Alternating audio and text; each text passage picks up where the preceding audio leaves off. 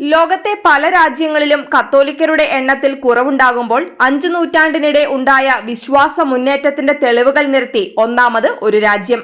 പ്രഥമ വിശുദ്ധ കുർബാന അർപ്പണത്തിന് 500 വർഷങ്ങൾക്ക് ശേഷം രാജ്യം വളർന്നത് കത്തോലിക്ക വിശ്വാസികളുടെ എണ്ണത്തിൽ ഒന്നാം സ്ഥാനത്തേക്ക്.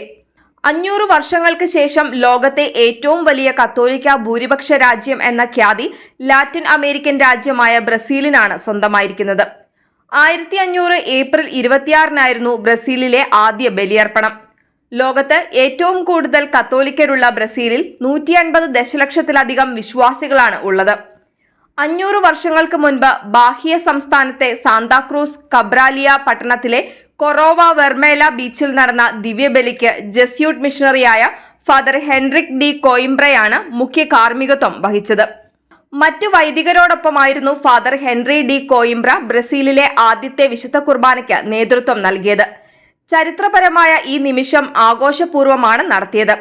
എല്ലാവരും ഭയഭക്തിയോടെ പങ്കെടുത്തുവെന്ന് കാണിച്ച് പോർച്ചുഗീസ് പര്യവേക്ഷകനും എഴുത്തുകാരനുമായ Pero Vaz de Caminha Dom Manuel രാജാവിന് കത്തയച്ചിരുന്നു. മഹത്തായ സംഭവത്തിന്റെ ചരിത്രപരമായ തെളിവാണ് ഈ കത്ത്.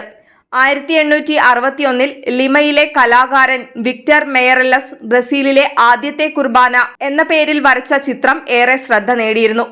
2022 കണക്കുകൾ പ്രകാരം ബ്രസീലിലെ ആകെ ജനസംഖ്യയുടെ 70% ആളുകളും കത്തോലിക്ക വിശ്വാസമാണ് പിന്തുടരുന്നത്. 44 അതിരൂപതകളും 216 രൂപതകളും ഉൾപ്പെടുന്നതാണ് ബ്രസീലിലെ കത്തോലിക്ക സഭ. കണക്കുകൾ പ്രകാരം കത്തോലിക്കർ ഏറ്റവും അധികമുള്ള രാജ്യങ്ങളിൽ 2-ാം സ്ഥാനത്ത് മെക്സിക്കോയും 3-ാം സ്ഥാനത്ത് ഫിലിപ്പീൻസുമാണ്.